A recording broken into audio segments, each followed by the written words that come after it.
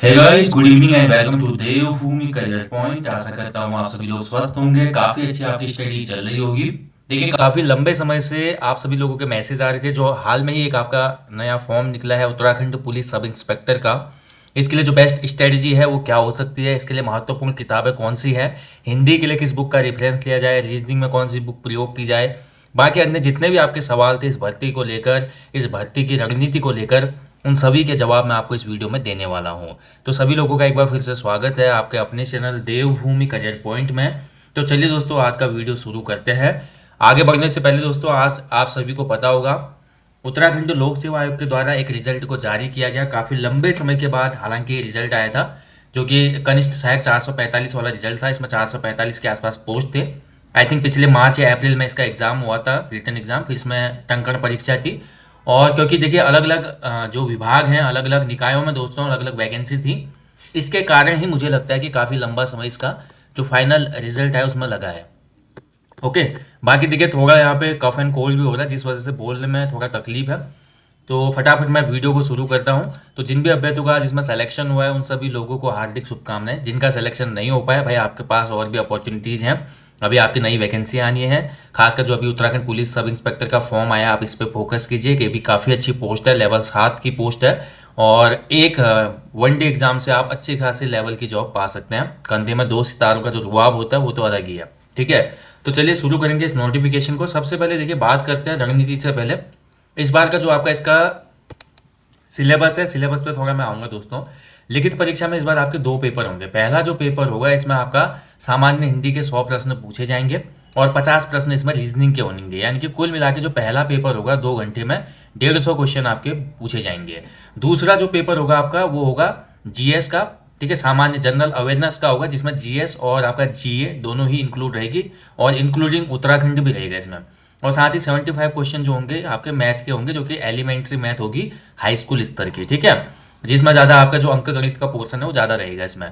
तो दूसरा पेपर जो आपका होगा इसमें भी आपके 150 क्वेश्चन होंगे और इसके लिए आपको 3 घंटे यहाँ पे दिए गए हैं। ठीक है, 150 क्वेश्चन इसमें भी होंगे। हालांकि देखिए मैं इतना बोलना चाहूँगा, जो ह्यूमैनिटीज़ वाले छात्र होते हैं, यानी कि जिनका इंटर में आर्ट्स था और जिन्होंने बीए किया है, उनके लिए कहीं ना कहीं थोड़ा यहाँ पे चैलेंज टफ रहेगा, क्योंकि 50 नंबर की रीजनिंग है और 75 नंबर की इसमें गणित है। यानी कि 125 नंबर का इसमें मैथमेटिकल पोर्शन है, जो कि कहीं ना कहीं थोड़ा तकलीफ देगा हमारे आर्ट्स बैकग्राउंड वाले अभ्यर्थियों को। अब यार लेकिन लेवल 7 की जॉब है, इसका जो सिलेबस है पहले से ही तय है। हालांकि इसमें जो फायदा है वो मिलता है टेक्निकल बैकग्राउंड या साइंस बैकग्राउंड वाले स्टूडेंट्स को, ये तो मैं क्लियर करता हूँ आपको। ठीक है, बट हाँ, जिसके अंदर जज्बा है और जो प्रैक्टिस अच्छी कर लेगा, तो गणित और रीजनिंग के जो क्वेश्चन इसमें बनेंगे बहुत एडवांस लेवल के नहीं बनेंगे। ये बिल्कुल बेसिक लेवल के ही इसमें क्वेश्चन रहेंगे। ऐसा नहीं होगा कि एसएससी सीजीएल के जैसे आपके एडवांस लेवल के क्वेश्चन इसमें बनते हैं। ठीक है, तो आप लोग प्रैक्टिस से अभी भी इसको अच्छे से कवर कर सकते हैं। इसके बाद देखिए दूसरी जो इसमें पोस्ट है फायर ऑफिसर सेकंड की। तो फायर स्टेशन सेकंड ऑफिसर पे आपका एक पेपर होगा मात्र, जो कि 100 प्रश्न होंगे, जिसमें 2 घंटे का ये पेपर होगा। 35 क्वेश्चन इसमें आपके फिजिक्स के होंगे, 35 केमिस्ट्री के होंगे और 30 क्वेश्चन इसमें या तो बायोलॉजी के होंगे, जिसकी इंटर में बायोलॉजी थी, या बीएससी में जिसकी बायोलॉजी है वो बायोलॉजी चूज कर सकते हैं। जो मैथमेटिक्स लेना चाहते हैं वो मैथ इसमें चूज कर सकते हैं। यानी कि एक पोर्शन इसमें आपका ऑप्शनल है, बाकी 2 पोर्शन इसमें आपके ये तो मैंडेटरी है, फिजिक्स और केमिस्ट्री। ठीक है, 2 घंटे का इसका भी पेपर होगा, 100 क्वेश्चन है। 1/4 की इसमें नेगेटिव मार्किंग होगी भाई, पहले ही मैं आपको बता दूं। सही उत्तर के लिए आपको 1 नंबर मिलेगा और गलत उत्तर के लिए 0.25 आपका माइनस कर दिया जाएगा। ठीक है, तो ये तो हो गया भाई आपका जो इसका पैटर्न है, सिलेबस है, इस पर हमने बात कर दी। अब सीधे आज का जो टॉपिक है उस पर आ जाते हैं। तो सबसे पहले बात करते हैं, देखिए इसका जो सामान्य हिंदी वाला पोर्शन है, तो सामान्य हिंदी का जो भाई आपका रोल रहेगा काफी महत्वपूर्ण है। 100 क्वेश्चन इससे पूरे बनने हैं। तो 300 के पेपर में अगर देखिए 100 क्वेश्चनों की मैं बात करूं, तो लगभग लगभग 33% जो वेटेज है भाई हिंदी का है। यानी कि हिंदी में आप अच्छा स्कोर करते हैं तो सिलेक्शन के चांसेस आपके बढ़ जाएंगे।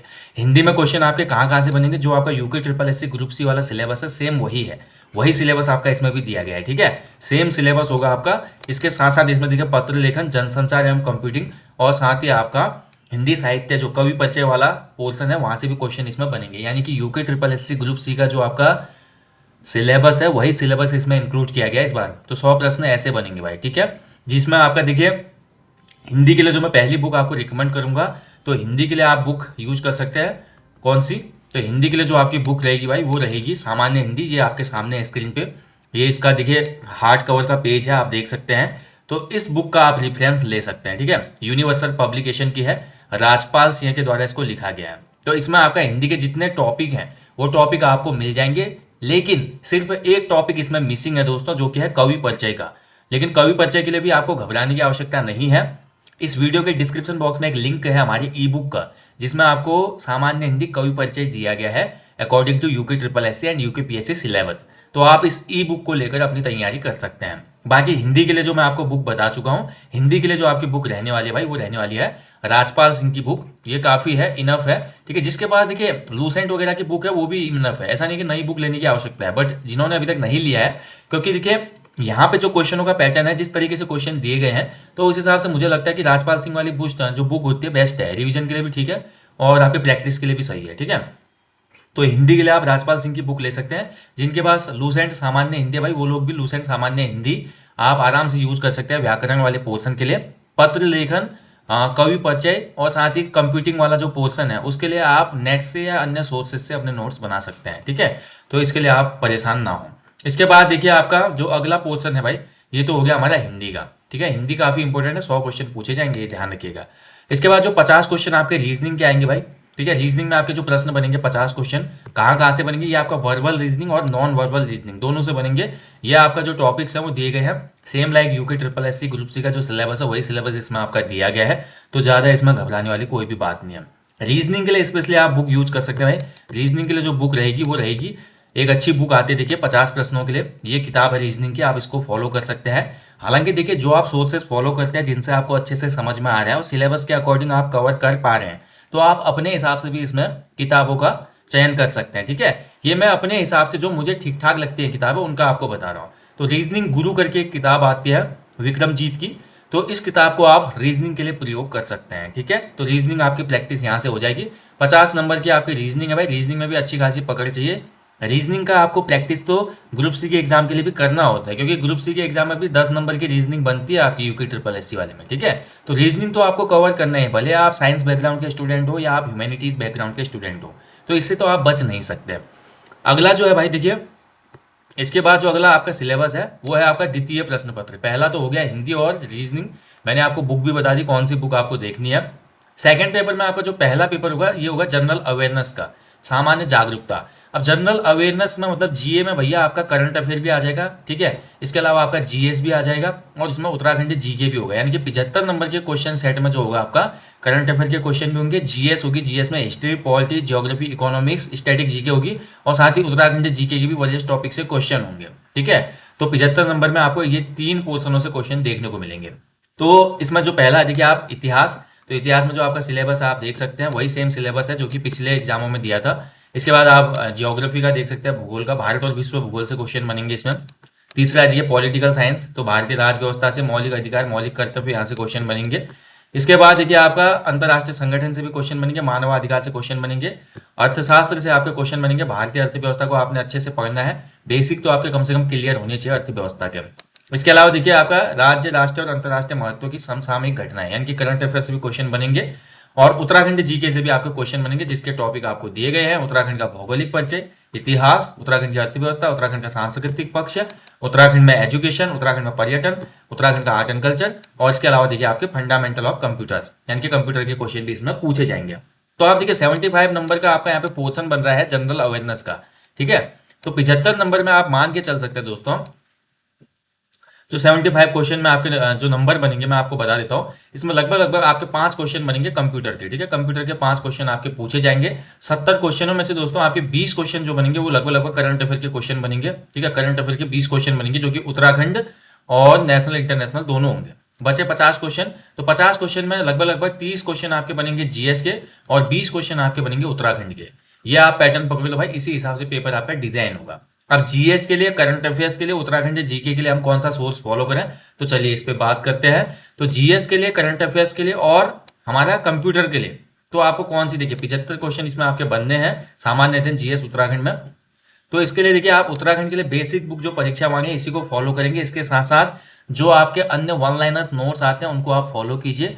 बेसिक तो भैया परीक्षा वांगी ही है, क्योंकि ये लोक सेवा आयोग का पेपर है। यूके ट्रिपल एससी इस पेपर को नहीं करा रहा, इस चीज का ध्यान रखेंगे।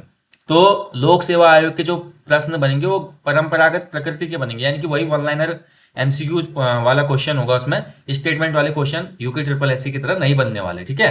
तो उत्तराखंड के लिए आपको परीक्षा वाली, साथ ही उत्तराखंड के जो वन लाइनर्स आते हैं उनको आप फॉलो कर सकते हैं। जीके के लिए भाई जिनके पास लूसेंट जीके है काफी इनफ है, इसके अलावा कोई दूसरी बुक देने की नहीं आवश्यकता नहीं है। हाँ, जिनके पास घटना चक्र की बुक है, घटना चक्र वाली बुक भी आपके लिए काफी है, ठीक है। तो जीएस के लिए लूसेंट या घटना चक्र या कोई भी अन्य एनसीईआरटी वाली बुक आप फॉलो करते हैं तो ये काफी है। इसके अलावा देखिए कंप्यूटर के लिए लूसेंट की एक छोटी सी किताब आती है कंप्यूटर वाली, आप इसको फॉलो कर सकते हैं, जिससे आपके कंप्यूटर की प्रिपरेशन अच्छी खासी हो जाएगी, ज्यादा आपको पढ़ने की आवश्यकता नहीं है। अब बात करते हैं करंट अफेयर्स के लिए, तो करंट अफेयर्स के लिए मार्केट में बहुत सी मैगजीन्स आती हैं। लगभग 6 महीने पहले, एग्जाम से 6 महीने पहले तक का करंट अफेयर्स आपको तैयार करना होगा। वो उत्तराखंड के संदर्भ में भी है और नेशनल इंटरनेशनल करंट अफेयर के संदर्भ में भी है।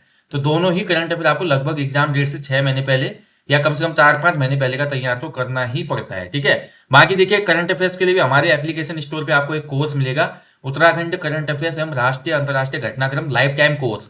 तो इसमें आपका जनवरी 2023 से लेकर अभी 2024 तक के सभी करंट अफेयर्स आपको मिल जाएंगे, उत्तराखंड के भी और नेशनल इंटरनेशनल के भी।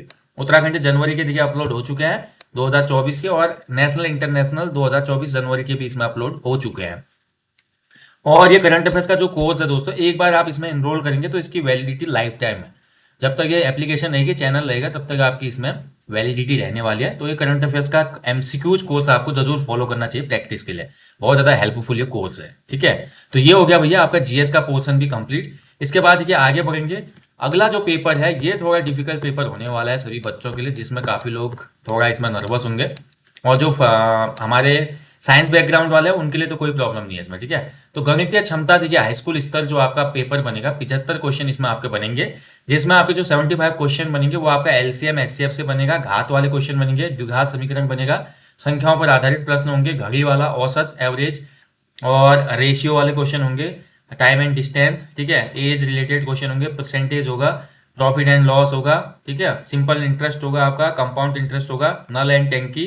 तो ये जो नॉर्मल आपके एलिमेंट्री मैथ होती है दोस्तों, इसमें कुछ टॉपिकों को छोड़ दे, जैसे कि त्रिकोणमिति, ट्रिग्नोमेट्री और प्रोबेबिलिटी, इसको अगर हम छोड़ देते हैं तो इसके अलावा जितने भी टॉपिक हैं ये एलिमेंट्री मैथ यानी कि अंक गणित के क्वेश्चन है, ठीक है, प्रारंभिक गणित बोल सकते हैं जिसको, या अंक गणित के ही आपके सभी टॉपिक है, इसको आप आसानी से कर सकते हैं।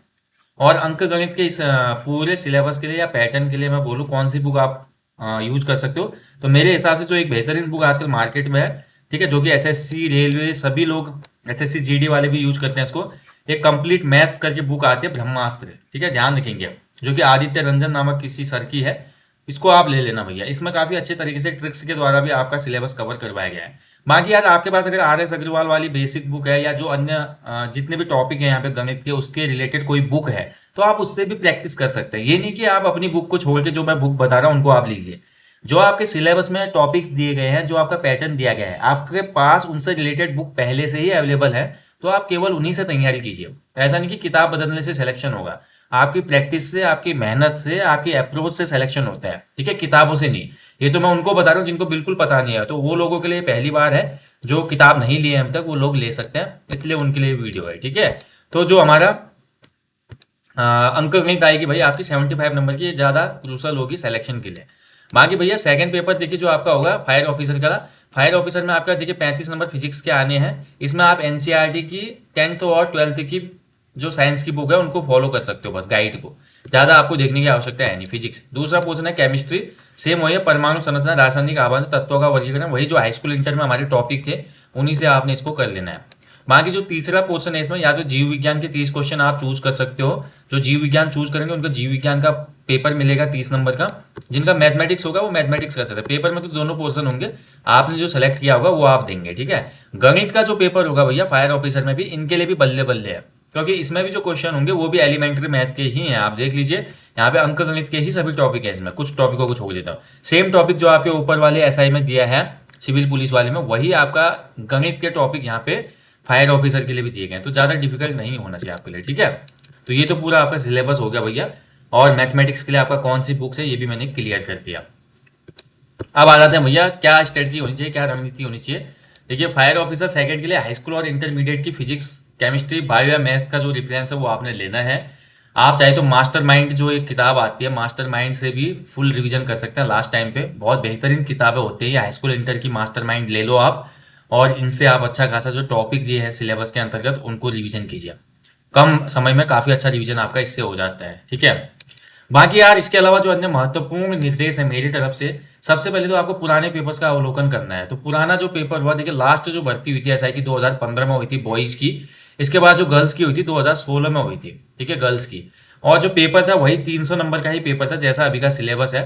सेम यही पेपर उस समय हुआ था 2015 में और 16 में, जिसमें 100 नंबर की हिंदी पूछी गई थी, 75 नंबर की इसमें गणित थी, 75 नंबर की जीएस थी और 50 नंबर की इसमें आपका रीजनिंग थी। यानी कि 300 का पेपर पहले भी था, लेकिन पहले एक ही पेपर होता था। इस बार 300 का आपका पेपर दो पेपरों में बांट दिया गया है। टाइम आपको ज्यादा मिल रहा है और अच्छी अपॉर्चुनिटी आपको मिल गई है। खासकर जो मैथमेटिक्स के क्वेश्चन होंगे इसके लिए सेकंड पेपर जो है आपका 3 घंटे का है। ठीक है, तो लेकिन इस स्ट्रेटेजी को समझने से पहले आपको पुराने पेपर देख के अपने आप को कैलकुलेट करना है थोड़ा, कि जैसा पुराना पेपर बना है उसी तर्ज पे पेपर बनेगा।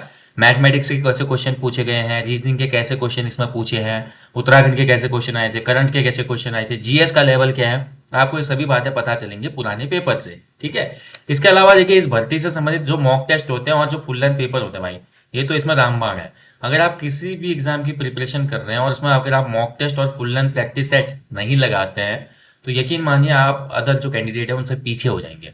इसका रीजन ये होता है दोस्तों, एग्जाम हॉल का जो प्रेशर होता है और प्रश्नों को हल करने का जो एक तरीका होता है, वो आप ज़्यादा उसको निखार सकते हैं जब ज़्यादा से ज़्यादा आप मॉक टेस्ट और फुल लेंथ प्रैक्टिस सेट लगाएंगे। अदरवाइज बहुत प्रॉब्लम आती है जब भी आप एग्जाम कंडक्ट करते हैं और वहाँ पे आपको फिर बहुत ज़्यादा हेजिटेशन होता है और बहुत ज़्यादा जल्दीबाजी के चक्कर में आते हुए क्वेश्चन भी गलत होते हैं, क्योंकि प्रैक्टिस ही नहीं हुई रहती है। अगर एग्जाम हॉल की प्रैक्टिस है तो ज़्यादा से ज़्यादा आपको मॉक टेस्ट और फुल लेंथ प्रैक्टिस सेट लगाने हैं, तभी तो एग्जाम हॉल जैसा माहौल बन पाएगा ना। तो इस चीज़ का हमेशा ध्यान रखें। इसके अलावा देखिए आपको कम से कम 4 से 5 घंटे एक निश्चित रूटीन में पढ़ाई करनी है भाई। 4-5 घंटे डेली पढ़ना ही पड़ेगा, क्योंकि सिलेबस काफी वास्ट है इसका। हिंदी आपको पढ़नी है, जीएस आपको पढ़ना है, उत्तराखंड जीके पढ़ना है, करंट अफेयर्स पढ़ना है, रीजनिंग आपको प्रैक्टिस करनी है और इसके अलावा मैथमेटिक्स प्रैक्टिस करनी है। यानी कि सिलेबस बहुत वास्ट है भाई, बहुत बड़ा सिलेबस है। तो विदाउट 4-5 घंटे दिए आप इसको डिवाइड कर सकते हैं। 2-3 घंटे आप मॉर्निंग में दे सकते हैं अगर कोई जॉब पर्सन है या कोई अन्य कामों में बिजी पर्सन है, तो 2-3 घंटे आप सुबह कर सकते हैं, 2-3 घंटे आप शाम को। तो इस हिसाब से टाइम को आप डिवाइड कर लो, इसी में आप अपनी प्रैक्टिस कीजिए। और जो फुल टाइम वाले भैया वो तो कम से कम 4-5 घंटे तो मैंने न्यूनतम लिखा है। अधिक से अधिक आप जितना भी टाइम दे सकते हैं उतना बेहतर आपके लिए रहेगा, सिलेक्शन के चांसेस आपके बढ़ेंगे। और मैथ रीजनिंग तो ऐसा है भैया, जितना आप प्रैक्टिस करते हो मैथ और रीजनिंग का पोर्सन, उतना ही आपका अच्छा स्कोर होगा किसी भी एग्जाम में। ठीक है, तो मैथ रीजनिंग एक प्रैक्टिस वाला विषय है। आपको कितना आता है से जरूरी है कि आप कितने समय में कितने अच्छे तरीके से किस ट्रिक से क्वेश्चनों को सॉल्व करते हैं, एकदम सटीक आंसर निकालते हैं। तो ये ज्यादा इंपॉर्टेंट है। बाकी हमेशा की तरह बोलूंगा भैया, अगर कंधे में 2 सितारे लगाने हैं तो सबसे पहले आत्मविश्वास तो अंदर होना ही चाहिए, पेशेंस होना चाहिए। उसके साथ साथ जो आपका आत्मबल है, ठीक है, आत्मविश्वास के साथ साथ आत्मबल भी होना चाहिए। अगर आपको मित्र पुलिस बनना है, 2 सितारे कंधे पे लगाने हैं, भविष्य में आने वाले बहुत से चैलेंजेस को फेस करना है, तो आपको अभी से अपने आप को मोटिवेट करना होगा। आपको अभी से अपने आप को सिलेक्शन में रखना होगा, क्योंकि आप एक बड़े पद पे जा रहे हैं, 4600 ग्रेड पे आप जा रहे हैं और जहाँ पे बहुत सी चुनौतियों का सामना आपको करना पड़ेगा। तो एग्जाम तो एक छोटी सी चुनौती है, आपको बस रूटीन में रहकर प्रैक्टिस करनी है, सिलेबस को कवर करना है और जो मैंने फॉलो अप आपको बताया उसको फॉलो करना है। इतना आप करेंगे तो आपका सिलेक्शन जरूर हो जाएगा दोस्तों। ठीक है, बाकी हमेशा खुद पे विश्वास रखें। देखिए अपने आप पे विश्वास होता है तो कोई भी चीज आप अचीव कर सकते हैं। इसके अलावा आपका कोई भी डाउट क्वेरी हो इस भर्ती से संबंधित या अपनी पढ़ाई से संबंधित, तो आप इस वीडियो के कमेंट बॉक्स में कमेंट कीजिएगा। वीडियो में और लंबा बना सकता था, बट मैं पहले ही बता चुका हूँ, कफ एंड कोल्ड की वजह से मैं प्रॉपर बोल भी नहीं पा रहा और वीडियो देना बहुत मुश्किल था, बट ये बहुत ज़रूरी हो गया था। बहुत दिनों से मैसेज आ रहे थे इस पर, तो जिसकी वजह से मुझे मैसेज ये वीडियो बनाना पड़ा। तो आप लोग जो मैंने यहाँ पे बताई, आपको जो बुक्स बताई हैं, जो स्ट्रेटजी बताई है, उसको आप जरूर फॉलो कीजिएगा। ठीक है, हिंदी के लिए देखिए आप दोस्तों जितने भी पुराने पेपर हैं यूके पीसीएस के, उसमें जो भी हिंदी के क्वेश्चन बने हैं उनको आप रिवीजन करते रहिए। ऐसे जीएस के जो क्वेश्चन पुराने पेपर में बने हैं यूके पीसीएस के, उनको आप रिवीजन कीजिए। पीवाईक्यू बहुत इंपॉर्टेंट है, प्रीवियस ईयर्स क्वेश्चन से बहुत हेल्प मिलती है प्रैक्टिस करने के लिए, रिवीजन करने के लिए, और कई बार क्वेश्चन रिपीट भी हो जाते हैं, ठीक है, अलग तरीके से। तो अगर आपने कभी ना कभी पढ़ा होगा तो सही आंसर आप दे पाएंगे। बाकी कंप्यूटर का भी थोड़ा बहुत रिवीजन करें, कंप्यूटर को हल्के में मत ले, 5-6 क्वेश्चन कंप्यूटर के जरूर बनेंगे। बाकी सबसे ज्यादा जो चैलेंजिंग आपका पोर्सन है मैथमेटिक्स है भैया, मैथमेटिक्स केवल प्रैक्टिस से ही संभव है। और आज देखिए यूट्यूब पर बहुत बड़ा संसार है इसके लिए, बहुत बड़े आपको यूट्यूब में सोर्सेज मिल जाएंगे इसके लिए। काफ़ी क्लासेज है मैथमेटिक्स के, जो भी हमारे सिलेबस में टॉपिक्स दिए गए इनके लिए। रीजनिंग की भी क्लासेज आपको अवेलेबल है यूट्यूब पर, बहुत से इंस्टीट्यूट, बहुत से एडुकेटर ऐसे हैं जो निःशुल्क क्लासेज आपको दे रहे हैं। तो आप लोग वहाँ से भी इसका रेफरेंस ले सकते हैं, ठीक है। तो सभी चीज़ अवेलेबल है, बस आपको मेहनत करनी है। बाकी मेहनत करते रहो दोस्तों, आपको एक दिन सफलता ज़रूर मिलेगी। और आज का जो ये वीडियो दिया मैंने आपको, इससे संबंधित आपका कोई भी अगर डाउट, क्वेरी या फीडबैक है तो कमेंट बॉक्स में कमेंट करना। बाकी भाई, जिन लोगों का सिलेक्शन हुआ है आज के एग्जाम में कनिष्ठ सहायक वाले में, एक बार फिर से आप सभी लोगों को हार्दिक शुभकामनाएं। और जो लोग अभी तैयारी कर रहे हैं, मेहनत कर रहे हैं, यकीन मानिए आपकी रातों की मेहनत, आपकी जो मोटिवेशन आपके अंदर है, जो पेशेंस आपने रखा है, एक दिन आपको भी ऐसे ही मेरिट लिस्ट में अपना नाम दिखाई देगा। बस अपने आप पे यकीन रखना और लोगों की बातों से डिमोटिवेट मत होना, ठीक है। चलिए मिलेंगे दोस्तों जल्दी ही। जाने से पहले हमेशा की तरह बोलूंगा, अपने जीवन में कम से कम एक पेड़ जरूर लगाएं और लोगों को भी इसके लिए अवेयर करें।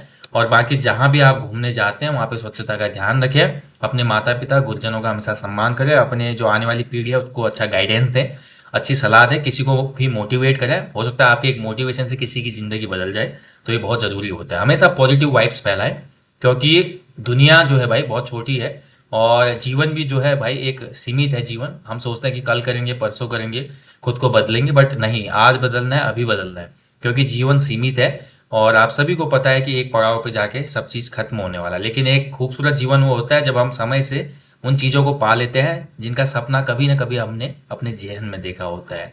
इसी आशा के साथ दोस्तों जल्दी मिलूंगा आपको किसी और वीडियो में। Thank you for watching. जय हिंद, जय देवभूमि, शुभ रात्रि, गॉड ब्लेस यू ऑल।